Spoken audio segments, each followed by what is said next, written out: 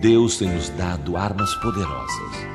Mas apesar disso, muitos ainda estão presos às armadilhas do inimigo. O pastor Silas Malafaia traz nesta mensagem uma revelação bíblica que te ensinará como vencer as estratégias de Satanás. Abra sua Bíblia na segunda carta do apóstolo Paulo aos Coríntios, capítulo 2, do versículo 10 ao versículo 11, 10 e 11. Segunda carta do apóstolo Paulo aos Coríntios, capítulo 2, versículo 10 e versículo 11. Se você achou a passagem, diga amém. Se achou a passagem, diga amém. Diz aqui a palavra do Senhor: a quem perdoardes alguma coisa, também eu, porque o que eu tenho, a quem perdoardes alguma coisa, também eu, porque o que eu também perdoei, se é que tenho perdoado, por amor de vós, o fiz na presença de Cristo, para que não sejamos vencidos por Satanás, porque não ignoramos seus ardis. Nós vamos falar sobre como vencer as estratégias de Satanás. Como vencer as estratégias de Satanás. Meus amados irmãos, para a gente poder falar como vencer as estratégias de Satanás, a gente tem que falar um pouquinho dele. Veja o que Paulo fala aqui: para que não sejamos vencidos por Satanás, porque não ignoramos seus ardis. Ele está usando o nome do diabo, um dos nomes do diabo, que se chama Satanás, que significa adversário. Ele é o inimigo público número 1 da humanidade. Ele odeia o homem, ele odeia a criatura humana, ele odeia as pessoas. Ele é o inimigo público número 1 do ser humano. A obra do diabo é aquela que está registrada em João 10:10. Ele veio para roubar, matar, destruir. Você pode repetir comigo? Satanás veio para matar e destruir. É tríplice a obra do diabo. Ele quer roubar a sua paz, roubar a sua felicidade. Ele quer matar no sentido literal mesmo, acabar com a sua vida. Ele quer destruir os seus sonhos, a sua família, seu negócio. É a obra dele. O trabalho dele é esse: roubar, matar e destruir. Há uma outra característica para que a gente possa saber quem é esse ser, que nós encontramos. Alguém pensa que o diabo é um ser, né? Burro, chifrudo, burro, não é? Anda com um tridente querendo espetar o primeiro que aparece. Você está enganado. A Bíblia fala em Ezequiel capítulo 28, do versículo 12 ao 15. Você presta atenção para mim, você que está aqui, você que está em casa, depois você confere a passagem. Ezequiel 28, do 12 ao 15. A Bíblia diz que ele era o aferidor de medida, isso é, a obra máxima da criação. A Bíblia fala que ele era cheio de sabedoria e ele era completo em formosura. A Bíblia fala a respeito dele que ele tinha comunicação direta com o trono de Deus. Ele habitava no santo monte, isso é, ele tinha acesso a Deus no santo monte de Deus. A Bíblia o chama de querubim ungido. Como nós encontramos também no singular Arcanjo Miguel, que é um só, nós também encontramos no singular querubim ungido. Existem vários querubins, mas a ordem de querubim ungido, um só ele. Para você ter a dimensão do seu poder, da sua capacidade, da sua inteligência. Satanás possui um reino tremendamente organizado, mais organizado do que a mais perfeita organização que possa haver na terra. E Paulo escreve em Efésios capítulo 6, versículo 12, diz que ele possui principados, potestades, príncipes, no plural, das trevas e hostes espirituais. Principados e potestades são várias hierarquias de poder, em classificação. Príncipes das trevas são demônios que comandam o reino, como na antítese trevas e luz, eles trabalham exclusivamente para que os homens não conheçam o Evangelho de Cristo, e eles trabalham exclusivamente contra o povo de Deus e a obra de Deus.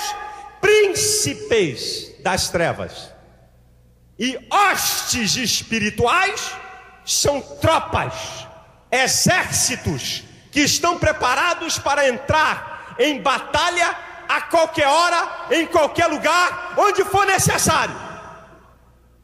Você quer saber mais sobre Satanás? Em Apocalipse 12:4 ele é chamado de dragão. Dragão é aquele bicho que tem asas de águia, pata de leão e cauda de serpente. Sabe o que indica? Agilidade, força e sagacidade. Satanás, ele tem agilidade na ação, ele tem poder na sua ação e ele tem sagacidade na sua ação. Você veja que o apóstolo Paulo fala para nós não sermos vencidos por Satanás, porque não ignoramos seus ardis. O que são ardis? Astúcia, manha, estratégias, artifícios. E a Bíblia fala em Efésios 6:11 para que nós possamos estar preparados contra as astutas ciladas. Astúcia é a sagacidade, cilada é o lugar apropriado para derrotar o inimigo. Além dele ter uma inteligência para preparar, para armar uma cilada, ele sabe qual é a hora para atacar. É esse o ser que me odeia, que odeia você, que odeia a igreja e que odeia a humanidade, que odeia todos os homens. E tem mais, não acabou por aí não. Tem mais. Fora tudo isso, a sua inteligência e sagacidade, Satanás consegue, de um simples fato, transformar em um desastre para a vida de qualquer homem. Um simples fato se transforma em um desastre. É um outro ponto que é para se observar. Fora isso, fora isso, amado, ele tira proveito da nossa natureza humana. O homem com suas debilidades e esquisitices.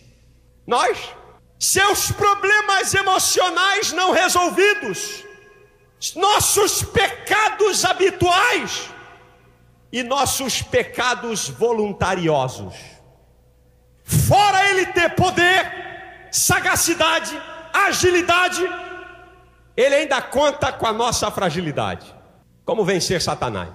Como derrotá-lo? Já que ele tem tantas estratégias, já que ele tem uma percepção. E deixa eu dizer uma outra coisa que é bom, porque tanta gente no Brasil, e vocês aqui, de vez em quando um demônio se manifesta numa pessoa, e o demônio que é mentiroso, ele nunca fala a verdade, aí diz lá: eu sou Lúcifer.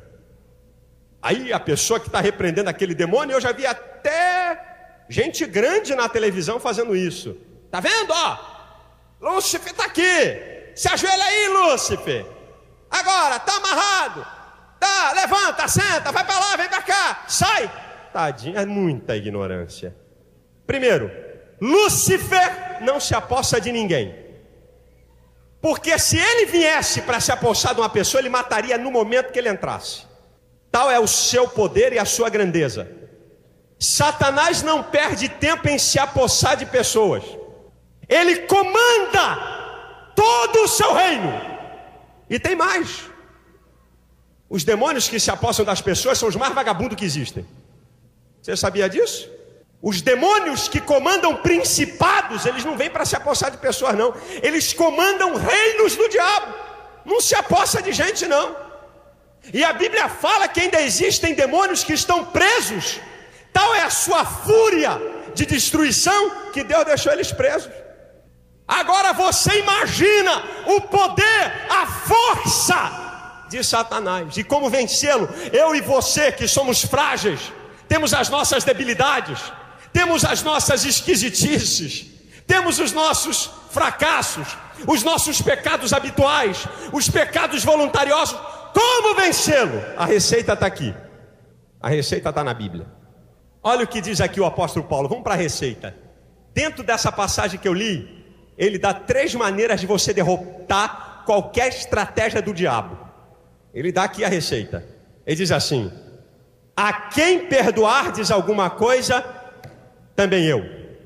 Primeira receita para você derrubar o diabo e derrotá-lo: pratique o perdão.